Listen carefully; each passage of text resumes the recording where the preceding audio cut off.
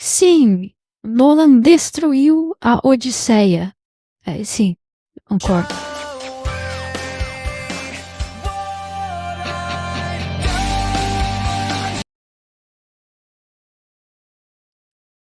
Mano, o Aquiles.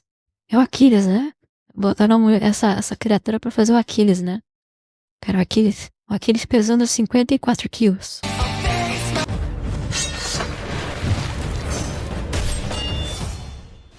Senhoras e senhores, Thiago Braga aqui. A espera de 30 anos acabou. Grande Finalmente temos Thiago a nossa Braga. Odisseia. Ou não. A cada segundo desse filme, eu tive certeza de como esse é o pior filme jamais feito sobre a história da Odisseia. É o filme do Nolan e ele faz o que ele quiser do filme dele. O problema é que ele decidiu pegar uma... Eu vi o pessoal falando, eu não vou conseguir achar agora pra mostrar pra vocês. Aliás, eu nem poderia mostrar porque é da direito autoral. Mas tem uma cena, pegaram uma cena tem 22 segundos e a cena tem 37 cortes. O que é tipo todo picotado, todo picotado. A edição é nível. É nível. Sei lá. Adrenalina 2, sabe? E aquelas cores lavadas e tal. Eu já falei isso, eu já tinha falado isso do Opinião Popular aqui. Eu já tinha falado isso do Midheimer. O Oppenheimer tem um problema sério de edição. Ah, o jeito que é recortado, que vai e volta, passado, presente, futuro, passado, futuro, mostra uma coisa e depois mostra outra, aí fica 500 cortes numa cena só. Isso aconteceu no Oppenheimer também. O Oppenheimer, ele conseguia, principalmente a primeira metade do filme, tem muita parte picotada, que é muito rápido, mas ao mesmo tempo é muito cansativo. É dinâmico, mas não um dinâmico que prende a atenção, é um dinâmico que te deixa, nossa, cansado. É um corte rápido muito cansado, muito cansativo. E aí teve isso notícia também, né? É um problema do Nolan. Mas enfim, é aquele negócio, né, cara? Por que o filme do Nolan tem tanta coisa bizarra? Porque o Nolan, ele ficou tão grande que você não pode criticar mais ele. Se você critica o Nolan, como assim você tá criticando o mestre Nolan? Sabe, imagina você tá trabalhando com o Nolan no filme da Odisseia. É um filme gigantesco, com um investimento enorme, é a maior história do mundo ocidental, basicamente. E você chega pro Nolan e fala, Nolan, isso não tá bom. Ninguém vai chegar pro Nolan e falar que não tá bom. Ninguém vai criticar ou vai querer dar pitaco quando o trabalho do Nolan, quando ele tá fazendo o seu maior trabalho da história. O Nolan dos dias de hoje. Entende? É do mesmo jeito que, sei lá, nenhum cara da seleção da Argentina tem permissão pra criticar o Messi. Não tem, os caras não podem. Uma vez o Dybala falou que era difícil jogar com o Messi, foi crucificado na mídia argentina. Porque ele falou que é difícil por causa que o Messi era muito rápido, muito forte lá, e ele não conseguia acompanhar. Cara, só falar isso já foi suficiente pra caírem matando em cima do Dybala.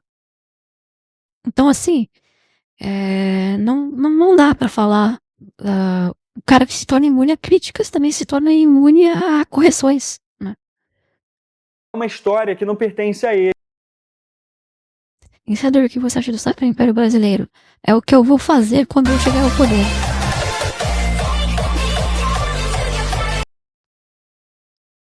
Ele não pertence ao estúdio dele, não foram... Faz anos que não consumo filmes em cartaz.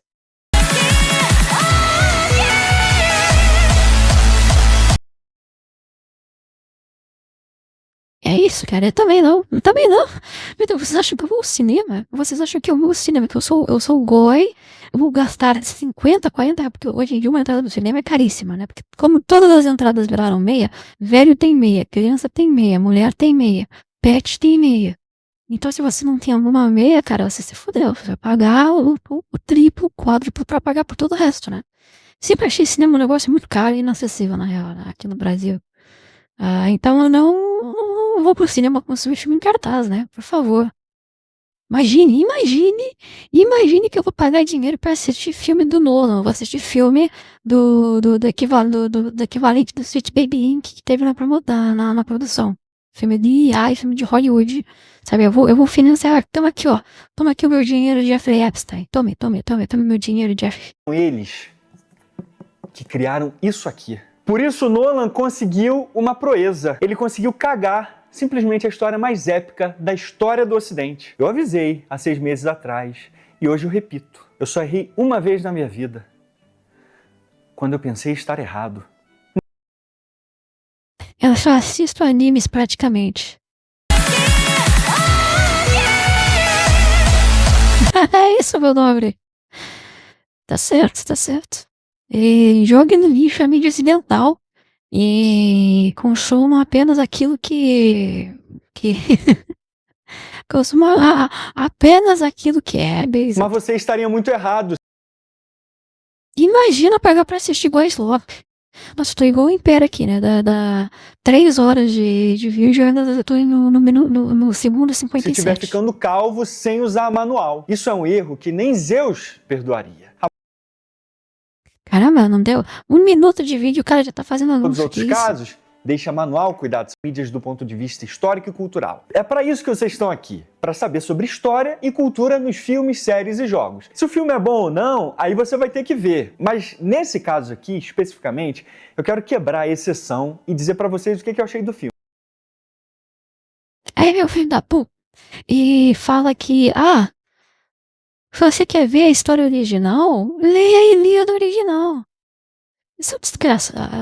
Não, nesse caso é a Odisseia. Pega aqui e leia a Odisseia. Meu amigo, eu li a Odisseia. Aliás, eu não li a Odisseia, eu li a Ilíada. A Odisseia, eu admiti, eu ainda não li. Mas, cara, meu amigo, se você quer fazer uma releitura, eu quero fazer um filme. O Tim Burton fez isso. Eu quero fazer um filme da Alice no País das Maravilhas. Só que ela não vai ser uma adaptação original. Eu vou fazer uma Alice gótica, com uma arquitetura gótica sacra. E o filme em preto e branco, cara, maneiro, uma releitura. Pô, vou fazer a Alice gótica. Maneiro, faça. O filme da Odisseia não é uma releitura. Ele é vendido como a Odisseia, uma adaptação do livro Odisseia. E ele não tem nada a ver com o livro. Sabe, esse o negócio. Você quer fazer uma releitura e estão vendo como uma releitura. Eu vou pegar e fazer um análogo. Sabe, eu vou fazer um Odisseia steampunk que se passa na favela. Faça a Odisseia da favela. Sabe, e aí vão ter personagens que vão ser análogos aos personagens originais. Aí você está fazendo uma alegoria, uma peça alegórica. Não é isso. Ele é vendido como uma adaptação do Odisseia, e não é. Então fica até o final que eu vou te dar um panorama do filme como um todo. Essa exclusividade, galera, vai perder não. Tentei me sentir analfabeto. Cara, não é difícil, mano. Não, na moral. Não é difícil. Eu comecei a ler a Ilíada e eu acho foi difícil no início. Mas eu descobri depois que eu tive um problema. Eu peguei a versão bizarra. Eu peguei uma versão bizarra da Ilíada, que era uma versão escrita em português de prosa, feito por um cara da época do Império do Brasil. Foi um cara imperial fazendo bagulho em português arcaico, em formato prosaico. Tipo, não. Foi impossível. Era um idioma indistinguível. Mas 99% das vezes que você for comprar a Ilíada, você vai pegar aquele livro comum, que é o livro que tem a capa preta embaixo, uma imagem em cima antiga. Aquele livro da Ilíada é tranquilo de ler, cara. Não é difícil, não. Eu fui assistir em IMAX, inclusive, para analisar cada detalhe para vocês. Nolan escolheu a obra mais influente da história da literatura ocidental por uma razão. Ele sabia que isso ia chamar muita atenção para o filme dele. Dito isso, bora para a história da Odisseia. E tem isso, né? A Odisseia não é uma mera história de ficção. Em primeiro lugar, tudo que tá ali na Odisseia aconteceu literalmente, tá? Aconteceu exatamente aquilo, sabe? O Aquiles, o Odisseu, todos eles existiram. Assim, para nós pode não existir, mas para muita gente, por muito tempo, por muitos séculos, aquilo aconteceu de verdade. Aquilo é um mito fundador ocidental. Aquilo ali é parte da nossa cultura. Aquilo ali é uma peça de fundação do nosso mundo, da nossa civilização, entendeu? Então, o cara ele pegar e transformar isso na qualquer porcaria que ele quer fazer, também tem um caráter um pouco diferente. Meramente além da destruição de uma obra de ficção. É mais do que uma obra de ficção.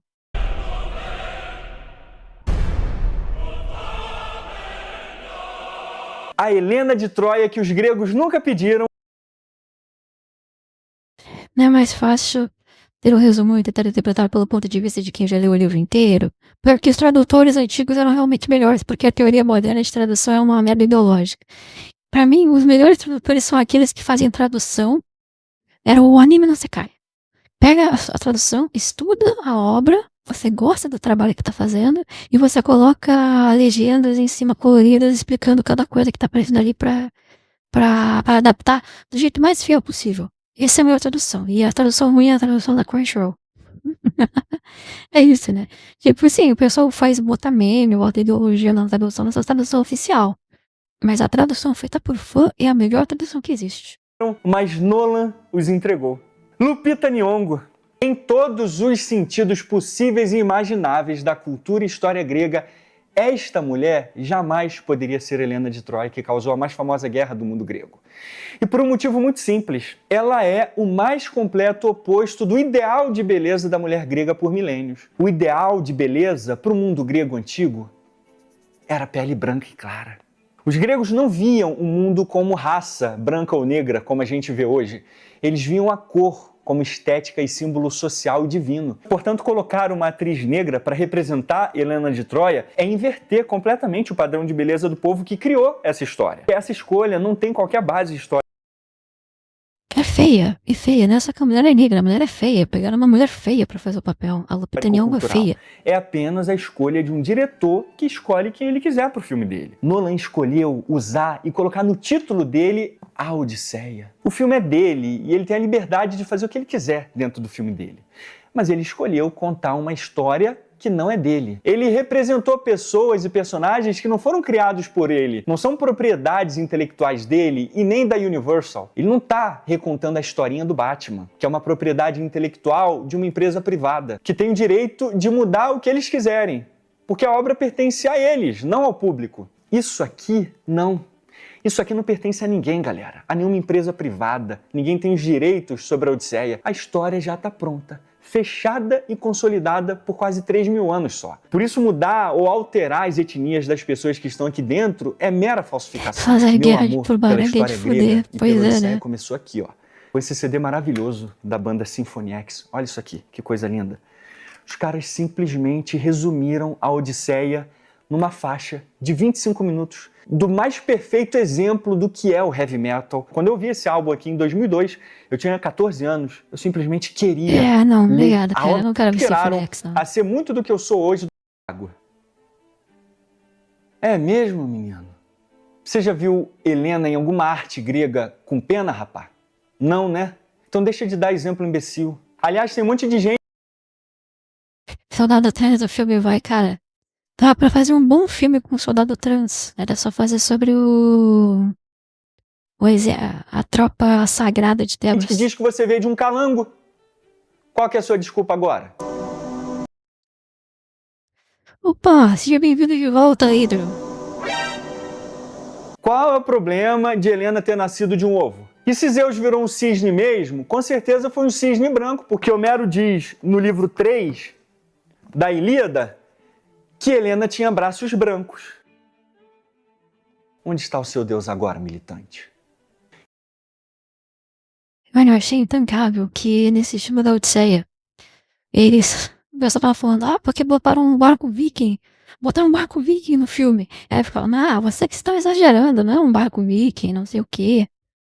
Aí depois saiu a notícia. Não só o Nolan e a produção alugaram um barco viking, um fucking barco viking pra botar no filme da Grécia Antiga. Como eles pegaram esse barco de uma ONG, sabe, que faz, assim, restauração e manutenção de peças históricas. Eles pegaram emprestado, detonaram a porcaria do barco e devolveram o bagulho todo zoado. E aí, quando o pessoal da ONG foi pedir, por favor, vocês poderiam, né, custear aqui os problemas que deram no barco, sabe? Tem uma peça aqui que tá saindo para fora, tem uma parte que tá quebrada. Aí o pessoal da produção, não. E depois para de responder mensagem, sabe? Produção bilionária, uma produção que deve ter custado o quê? 300 milhões, 500 milhões, não sei quanto é que o filme tá custando hoje, mas blockbusters são tipo isso daí, é tudo 300 milhões de dólares. Então no Brasil é bilhão. Aí os caras pegaram, fizeram essa porcaria E destruíram ainda. Cara, e era realmente um barco viking. Os caras. Cara, era um barco viking, mano. Os caras botaram um barco viking, cara. Sim. Quando o pessoal se reclamava, eu lembro que o pessoal reclamava do. Não era Senhor dos Anéis, era o outro. Hobbit. Não, porque o Hobbit não ficou muito fiel à adaptação e tal, enfim, tinham seus defeitos. Mas os caras fizeram com todo o esmero e com todo o carinho do mundo. Sabe, uma história ficcional. A criação do universo, dos cenários. Tinha muita parte que era CGI, que o pessoal criticou de fato. Tinha muito, mais do que necessário, né? Principalmente comparado ao filme do Senhor dos Anéis. Mas, pô, os caras foram lá, eles cuidavam da grama, eles realmente fizeram tudo pra poder preservar aquele meio ambiente.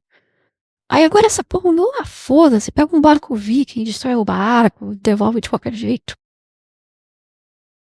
É inacreditável, cara, a falta de carinho que os caras, assim, de uma produção bilionária, sei lá, os caras, não é algo que justifique, sabe, é uma questão de capricho. Então não, nem no mais hipotético cenário da Terra 2, Lupita Nyong'o poderia ser Helena de Troia para os gregos antigos. Em mais Homero queria que cada um de nós imaginássemos a Helena que desejássemos, porque ele não nos deu detalhes. Se eu quiser imaginar a Helena que eu quero desejar, meu amigo, de 10 anos para contar o que acontece. Começamos a Odisseia, que é a história do Odisseu, acompanhando o Odisseu até que ele volte para a casa de Odisseu, acompanhando a história do Telêmaco, que não é o Odisseu, mas é o filho dele. Telemarketing, por sinal, significa guerreiro distante. Leonardo, desculpa por seu react, mas você poderia fazer um vídeo se a história fosse perfeita? Meu amigo, assim, com todo respeito do mundo, assim, realmente eu quero ninguém chorando, não quero ninguém chorando em casa. Mas, cara, depois dos 12 anos, história alternativa, se a Alemanha tivesse ganhado a guerra, se o Brasil fosse o império, cara, depois dos 12 anos de idade, isso perde a graça, isso fica tão maçante. Então, assim, e outra coisa, pô, tem um formulário aqui embaixo, tem um lugarzinho aqui embaixo pra você enviar vídeo. Então, cara, se não tá na lista de vídeos que vai lá pra minha caixa lá do Google Docs, cara, eu nem sei que o vídeo existe. Uma singela homenagem ao pai que foi comprar leite em Troia. Dessa vez, o abandono parental foi culposo, sem a intenção de abandonar. Atena chega para Telêmaco e, depois de ver que os pretendentes de Penélope se portam como porcos, acompanha o teto manco a ir caçar o pai. Nestor, que já era velho quando a Guerra de Troia começou, e a Guerra de Troia durou 10 anos para acabar, é o primeiro ponto de parada. Tudo que o Nestor fala é que juntas doem, seus filhos não mandam mais mensagens, o peru não sobe mais e ele tá Seja bem-vindo à live, sim, sou ficando careca. E Agamenon morreu também, ele fala essa parte. Foi tarde até, a Clitemnestra pegou leve demais com esse babaca. Enfim, visitando o irmão de Agamenon, Menelaus, ele descobre que o Odisseu tá numa ilha paradisíaca, com uma ninfa maníaca e ninfomaníaca, Calypso. E isso é, para o jovem velho... Falando em ninfas, né? Ninfas eram muito comuns nessas histórias. A pessoa tá larpando agora de pessoa trans, né? Os trans do X. Estão larpando por causa que tem uma figura, um semideus grego, eu não sei exatamente qual o nome que é, mas é um cara que ele era muito bonito. É uma figura que é uma figura andrógena, tem peitos de mulheres e, enfim, parte íntima de homem. E, não, porque, vejam, tinha um trans na mitologia grega. Essa figura é uma figura trágica, bizarra. Que é um cara que uma ninfa se apaixonou por ele, ele rejeitou a ninfa, e a ninfa, ela pediu pra Zeus, ou seja lá quem, pra fundir o corpo dos dois pra virar uma coisa só. E aí virou essa criatura anômala que é ao mesmo tempo uma ninfa, ao mesmo tempo humano, tem parte homem, parte mulher, e vive num desespero terrível, infernal pra sempre. Tipo, cara, não tem nada de bonito nisso. É literalmente um cara que foi abusado por uma ninfa. O Odisseu, a própria definição de inferno na Terra. Entenda, aparentemente Odisseu tem pique para transar todo dia e piroca de mel suficiente para convencer a ninfa que ele é a melhor escolha. Mas ele não quer comer Calypso, ou pelo menos não quer comer só Calypso. Ele quer, pasmem, entrem em choque, comer a própria esposa. Não nesse sentido, no sentido normal. E aparentemente apenas a própria esposa. Atena pede para o pai só essa vontade, e o pai manda Hermes com celeridade, e Calypso perde o boy toy que lhe provê saciedade. Odisseu navega para longe da ilha o tão rápido quanto a canoa montada às pressas e o remo que ele tem conseguem carregar ele. O problema surge quando ele tá no oceano, e Odisseu meio que tem rixa com um deus que tem um domínio justamente nas águas salgadas. Mas esse é assunto para outra hora, ninguém tem culpa disso.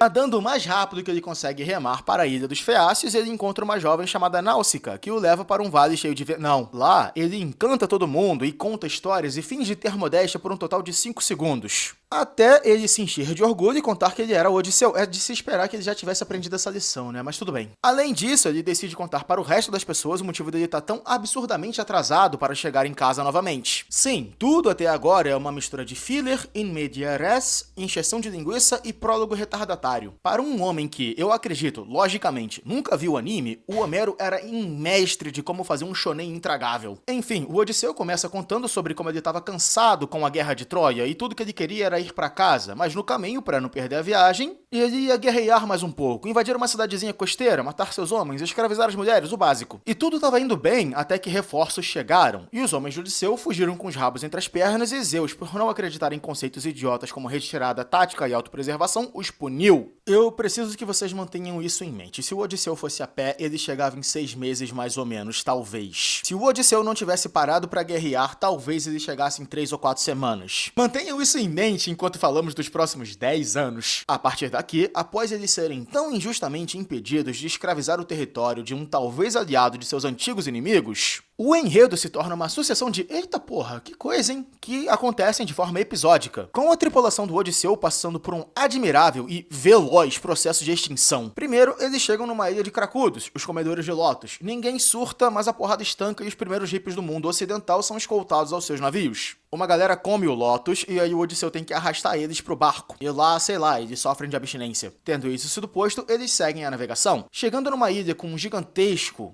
veiudo monstro de um olho só chamado Polifemo dessa vez, a tripulação que eu começo a pensar como os pontos de vida do Odisseu começam a se esvaziar cada vez mais. Polífemo ou Polifemo é um pastor de ovelhas e beberrão, mas costas quentes, ele tem quem padrinha ele. Ele devora uns membros da tripulação, o Odisseu se apresenta como ninguém que veio de Belém e só anda de trem, e Polifemo acha o nome estranho, mas seria mal educado comentar. E aí, pra evitar ter que fazer algum tipo de comentário, ele coloca mais pessoas da tripulação do Odisseu na boca, porque falar de boca cheia é falta de educação, tá ligado? Com muito esforço e uma quantidade cada vez maior de amigos mortos, o Odisseu fura o olho do Polifemo, que grita para todos ouvirem que ele está cego, e que quem o cegou foi ninguém. Achando que o Caramba, qual é o sentido dessas imagens de fundo aqui do vídeo, cara? O que tem a ver irmão com a estava história? sofrendo com um caso particularmente estranho de esquizofrenia, os outros cíclopes o deixaram quieto. Odisseu, então, rouba as ovelhas do Polifemo e dá o seu nome, CPF, endereço e cartão de crédito Então lembra, Saci, quando os fenícios chegam no Brasil e fazem a Pedra da para Gávea. o Polifemo, que resolve imediatamente chamar o seu pai para resolver o problema. O problema é que o pai dele é Poseidon, ou Posidão. Eu comentei que os dois tinham rixa quando a gente ainda não estava no flashback, lembra? Então, enquanto Odisseu navegava em direção a Ítaca, junto com seus tripulantes, raios, tempestade, trovão, ondas fora de hora e mais abatem a frota do Odi. Até que eles chegam na ilha flutuante de Éolo. Importante notar, Éolo não é um deus aqui, ele é só um cara que os deuses gostam muito e consegue meio que mais ou menos talvez controlar os ventos. Uma ilha flutuante, por sinal, não é uma ilha que voa, é uma ilha que é desconexa do solo do oceano. Éolo fica com pena do Odisseu, prende os ventos da tempestade numa sacola e deixa fortemente subentendido que não era para abrir a sacola. O Odisseu, obviamente, não abre a sacola. A tripulação do Odisseu, por outro lado... E aí, vento, tempestade, gritaria... Estou...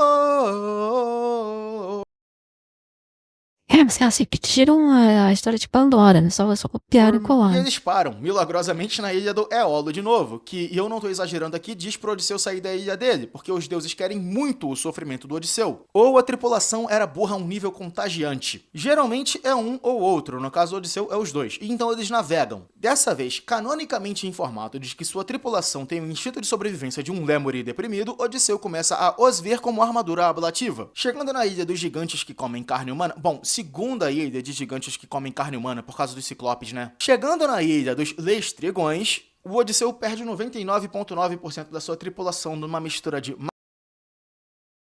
Caramba, chamou no Brasil, olha má isso, sorte, Travelos. canibalismo estratégico, burrice tática e pedras. Muitas pedras. E aí eles pousam na ilha da Circe, agora com um navio só. Circe sendo a precursora de Kate Millett e tendo meio que uma cópia autografada de mulheres que correm como lobos, transforma os homens de Odisseu em porcos. Odisseu lembra que também tem nepotismo por ser neto de... Será que os caras escreverem isso há 3.000 anos? Eles acreditavam que tudo isso era real, né? Era uma história de folclores da época. Agora, eu realmente acho interessante ficar imaginando como é que surgiu essas histórias, né? Como é que cada coisa assim foi... Gente, que os caras tiraram a ideia, né? Como é que chega essa... Não, peraí, isso aqui aconteceu por causa disso. Como é que você chegou a essa conclusão? Não Hermes e sei. chega cantando de galo, mais ou menos. Hermes, por algum motivo, manda o Odisseu fuder a Circe. Eu tô falando sério. Ele avisa pra Circe que o neto tá passando, fala que o neto é bom de cama, fala pra mulher que o maluco é bom mesmo, e aí ele vira pro Odisseu e fala, pô, mano, vai ter que comer ela? Dá nada não, vai comer. Junto a isso, o Hermes dá uma plantinha especial, que eu achava que era pra deixar o pau duro, mas não é pra isso não. Chegando no palácio da Circe, ela tenta macumbar ele, e ele tava imune por causa das coisas que o Hermes deu, que fechou o... É Epopeia de Gilgamesh. Foi baseada numa história real chamada corpo Fate do cara Zero. com a raizinha. Aí a Circe falou, ou tu me come, ou eu como teus amigos. E o Odisseu, sabendo que não podia navegar um barco sozinho, faz o sacrifício de comer uma belíssima mulher. Literalmente... Então eles mascavam folha de alguma planta alucinógena. Nem isso, eles iam pra uma caverna alucinógena que tinha gases tóxicos. Fedendo a mar e com 4 dias de sol, o Odisseu é o maior comedor da Grécia Antiga, na moral. E eles ficaram 1 ano de férias na ilha da Circe, e eu não os culpo. Os caras foram ameaçados de serem devorados 4 vezes, mais ou menos. Ninguém reclamava de hate desnecessário nessa época, né? Não tinha ainda esquerdista do Twitter pra reclamar de hate desnecessário. Então as histórias eram assim. Todo personagem grego ele é o Rudeus, né? Ele é o Rudeus e ele passa o rodo em todo mundo. Todo santo personagem, é Em inacreditável. 1 ano. Isso é, no mínimo, uma anomalia estatística grave. Eles precisavam de um tempo pra se recuperar, mas o Odisseu meio que estava acomodado demais e aí a galera teve que lembrar pro Odisseu que ele tem casa. 1 ano de descanso depois, a Circe fala que nenhum homem vivo consegue identificar o caminho para evitar Poseidon. E aí ele manda geral ir pro submundo, onde tem um homem morto. Lá, Poseidon parece nome de funkeiro, cara. Assim, realmente os romanos eles sabiam criar nomes, né? Ou criar Tireses, nomes. profeta cego e ícone atemporal do gênero fluido, pode guiar eles. E eles vão. Muito trauma acontece, Tireses... Autor civil do personagem, cara, eu quero ver uma adaptação dessas histórias. Tipo, a Enida, Odisseia, eu quero ver a adaptação feita por japoneses. Eu quero ver essas histórias serem adaptadas em animes. É o que eu quero ver. Cara, é a mídia do nosso tempo. A mídia do nosso tempo é isso, sabe? Se os filmes da Marvel, o cinema, né, a sétima arte e o rock foi a cultura dos millennials e até dos boomers, né? Cara, a nossa cultura, ela não é HQ da Marvel, ela é mangá. Ela não é filme de herói, ela é anime, sabe? As músicas que a gente ouve de tudo, a gente ouve de tudo, a gente não se baseia em bandas. Ah, qual é a banda que você gosta? Não, cara, a gente ouve compositores, a gente ouve, sabe, da abertura de anime, a trilha sonora do jogo. Cara, o jogo, os videogames hoje, eles são a nossa forma, a nossa mais alta forma de arte, uma arte muito recente, inclusive. E, cara, a gente tem os melhores compositores hoje, e isso já fala de outro nível, né? A gente fala de compositor e não de banda. Os maiores compositores hoje, os maiores artistas, sabe, seja de artes plásticas, né, de desenho, de modelagem e de música, cenário, eles estão trabalhando na indústria de jogos hoje. Eles estão nessas áreas. Fazendo jogo, fazendo anime, fazendo mangá. Compara a arte dos mangás hoje. Enfim, antigamente, você olhava pra arte de uma HQ até os anos 60. Cara, a arte de um HQ americano era infinitamente melhor do que de um mangá japonês. Na época os caras desenhavam todo quadradão ainda, sabe? Que não tinha o estilo que a gente conhece, estilo mangá, como a gente conhece estabelecido como hoje. Mas, cara, o Oriente ultrapassou, o Ocidente decaiu e... Enfim, é só ver, né? Onde mais saem histórias medievalistas, né? Histórias de fantasia medieval. O Japão produz mais isso hoje do que o Ocidente. O Japão produz mais bossa nova do que o Brasil. É eles que estão resguardando a cultura que foi criada, inclusive, aqui no Ocidente. Mas hoje está sendo produzida e guardada no Oriente. Então eu quero ver a Odisseia E todas essas obras grandes ocidentais serem adaptadas por japoneses. Eu quero ver os japoneses adaptando essas histórias. Garanto que vai ficar muito melhor e muito mais fiel, e eles vão ter muito mais respeito a essas obras do que. Cara, só ver. Olha o Isekai médio. O Isekai é o pior exemplo, porque é a obra mais slope. Mas olha o Isekai médio e o história medieval ou alta fantasia Terra-média ocidental. Cara, os japoneses, eles são mais respeitosos seja Tolkien ou D&D, ou seja lá qual for as obras, enfim, que criaram essa mentalidade e esse tipo de ficção do que os próprios ocidentais. Então eu quero ver eles adaptando essas coisas no futuro. Bíblia adaptada pelos japas. Cara, existe uma influência que aconteceu em relação a animes, né? Dessas histórias bíblicas, porque os japoneses, eles foram pagos por empresas, por igrejas, né? Essas igrejas protestantes dos Estados Unidos, para fazerem adaptações em anime das histórias bíblicas. E isso causou um certo impacto ali na indústria japonesa, no sentido de narrativa, de essas histórias, que digamos que assim, alguns dos primeiros isekais, entre aspas, foram histórias bíblicas, né, que era histórias de pega, tipo, um menino e uma menina, aleatório, japonês e tal, e aí coloca dentro da história, sabe? Teleporta eles pro mundo de Judá, teleporta eles pro Egito do cativeiro, sabe? Então, tem essa questão, né? Eu tava vendo um vídeo sobre isso recentemente e é bem interessante. Inclusive, essas adaptações são muito boas, tá? Bem simplesinhas, né? Mas são bem interessantes. Aparece, e a indicação do Bossas novas japonesas são fofas, meu Deus, cara. Torro bossa nova é arte. Torro bossa nova é arte. cara é basicamente não comam a carne do sol. O Odisseu acha suave, já que eles não comem charque. Que o Jeca Médio não vai conhecer, porque o Jeca Médio que se acha muita coisa em termos de indústria fonográfica no acidente é uma desgraça. Mas quando o cara não tá ouvindo pop e trap, né, e hip hop, o cara que se acha um pouco mais, aí ele se acha muito, na verdade, ele se acha muito, tá ouvindo o rock espadinha de 70 anos atrás. De qualquer jeito. E aí o Tiresias solta, não, meu filho, carne do sol. E aí os caras vão pro mundo, onde eles prontamente encontram sereias. Vamos dizer que o catolicismo tá crescendo no Japão. O catolicismo já foi muito maior, né? Até os Estados Unidos destruírem Hiroshima. Mas a princesa japonesa, né? Ela é católica. Não estilo Ariel, da Pequena Sereia, mas gigantescas arpias que cantam bem pra caralho. Por algum tipo de... O Império nunca falaria algo tão basic. Cara, o Império, quando fala o assunto anime ou qualquer coisa de cultura japonesa entra em campo, ele automaticamente vira esse vídeo aqui, ó. Não gosto de japonês, cuzão. Comecei a ver anime na pandemia, caralho. E já saquei o rolê todo ao papo. Não gosto de japonês, cê louco. Faz anime, não sabe lucrar, é louco. Machista pra caralho, não bota a mina no topo. Ficam comprando calcinha. Aí tu vai ver uma live do Império. O Império ele passa meia hora toda a live. O Império passa meia hora scrollando no Instagram vídeo de mulher. Ele fica vendo mulher e fica vendo a May. Ai, nossa, olha só essa mulher que parece a Sydney Sweeney, olha só. Nossa, branquinha, nossa, olha que linda. Nossa, precisava de uma dessas, assim. Caramba, cara, assim, é desprezível, assim, é nojento. O cara se sente violado assistindo a live do Impera, sabe? Ele realmente passa. Não tô brincando. Assista uma live do Impera Maki, que ele vai passar meia hora scrollando o Instagram e só vendo vídeo de mulher. Mulher pelada, mulher de roupinha curta, mulher dançando, vai fazendo dancinha. Nossa, cara, não dá. É insalubre. surto literário ou glitch no universo. Meu Deus, eu vi a live do Junito pra você dizer a mesma coisa. Cara, o Junito é um santo. O Junito é um santo púdico comparado ao Impegite.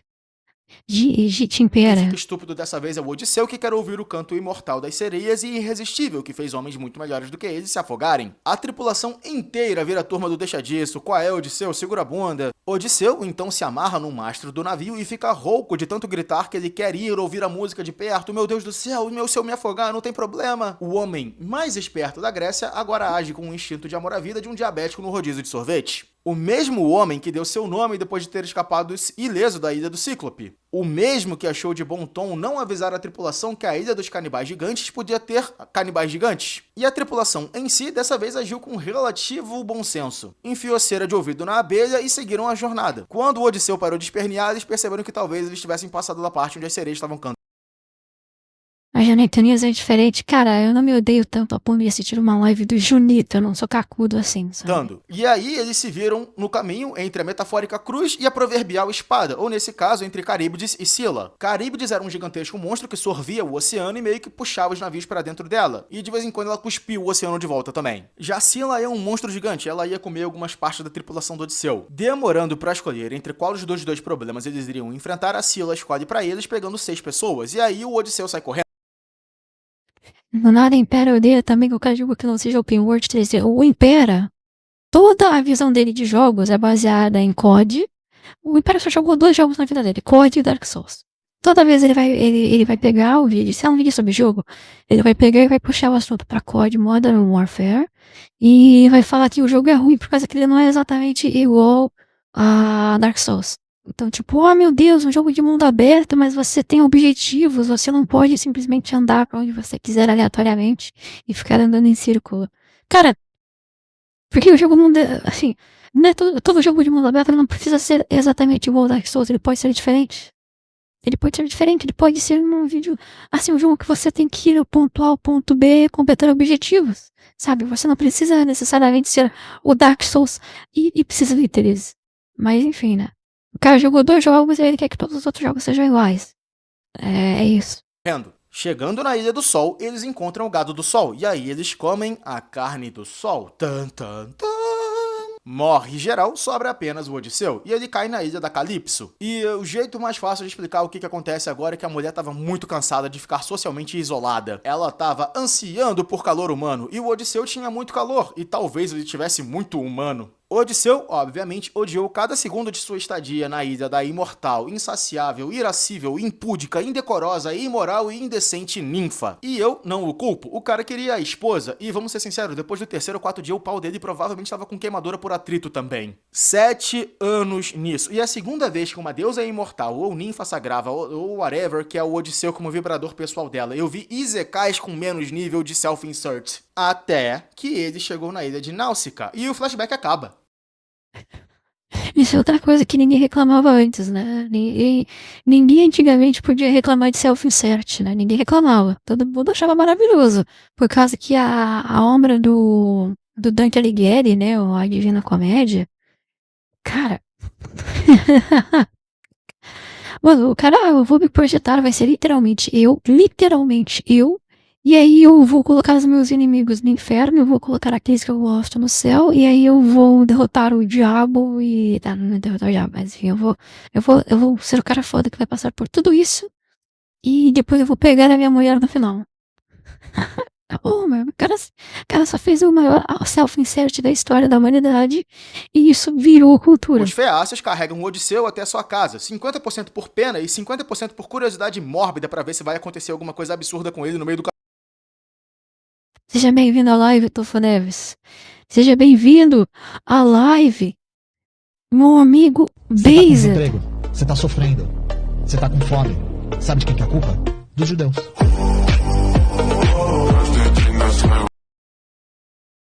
Caminho. Aí o Odisseu desembarca em Ítaca e segue jornada. Enquanto isso, enquanto os feácios voltavam para casa, o Poseidon afunda o barco deles. Odisseu saiu de casa com 12 barcos. Perdeu 11 para os 2 trigões. Perdeu 1 depois de comer a comida do Hélio. Perdeu a jangada que ele fez depois que ele saiu da ilha da Calypso. E agora ele é responsável, direto ou indireto, por afundar um barco feácio em que ele nem tava. Saiu de casa com 12 barcos, afundou o Eu tô brincando, tá? Pra pensar aqui, se quer ser uma história, não precisa ser uma história exata. Pega esse cenário da mitologia grega, e usa ele de world building, né, do seu universo, e cria uma história em cima dele. Faz uma light novel nesse universo, cara, seria foda. Seria maneiro. 14. Chegando em Ítaca, ele é adotado temporariamente por um porqueiro e encontra Telêmaco. Finalmente, o cara vê o pai pela primeira vez depois de 20 anos, dá um abraço e 5 minutos depois eles estão planejando vingança sangrenta contra os pretendentes de Penélope. E isso diz mais sobre a genética de filho da puta e o espírito de sacanagem que o Odisseu carrega do que eu conseguiria dizer nesse resumo inteiro. Penélope, esposa de Odisseu, tendo sido descoberta em seu plano para não casar com nenhum dos 108 babões que estão morando na casa dela, apela para outro plano. Ela dá uma tarefa quase impossível para eles fazerem, atirar com um arco que eles não sabem montar por alvos que eles não têm como propriamente mirar. Todos os pretendentes cansados e putos, o Odisseu tá vestido igual mendigo, pede para tentar, na zoeira, e consegue. Afinal, o arco é dele e ele sabe como montar. E esse era um dos truques que ele gostava de fazer, atirar através dos 12 machados. E agora imagina que ele tá sóbrio e com um pau duro por vingança. Ele conseguiu fácil. O Odisseu, obviamente, não é burro. Ele escondeu as armas dos pretendentes. Então, Odisseu e Testículos, seu filho, saíram pelo palácio pelados no escuro, matando todo mundo que eles podiam. E aí o Odisseu, pelado e peludo, foi falar com a mulher dele, Penélope, que por ser espartana não achou isso tão ruim quanto a maior parte das mulheres acharia. Mentira, ela fez um teste e os espartanos nessa época não eram tão estranhamente militarizados quanto eles deveriam a ser associados no futuro, mas essa parte não importa. A parte que importa é que depois que o teste foi feito, eles transaram. E eu não tô zoando muito aqui, mas eles transaram tão transado que a Atena pede pra Aurora, de dedos róseos, pra demorar um pouco mais pra nascer, porque o Odisseu tava merecendo aquilo. E a família dos 108 pretendentes aparece pra tirar satisfação com o Odisseu, mas tipo, Zeus manda um raio e geral sossega. As escravas do Odisseu e da Penélope, que com variados graus de falta de consentimento foram coagidas a servir os pretendentes, foram mortas pelo próprio Odisseu. E ele viveu feliz para sempre, ou até levar uma facada do filho dele. Cara, isso é interessante, né? Que como que as escravas, né? Escravas e escravos eram tratados com naturalidade nessas histórias. Onde mais que a gente vê escravos e escravas sendo tratados com naturalidade na ficção hoje em dia? Onde todo mundo fica barbarizado, mas tem um lugar no mundo onde eles fazem histórias assim e todo mundo fica de boa. Pois Não, é. Telêmaco, Telégono. Menos de 15 minutos, porra! Até o próximo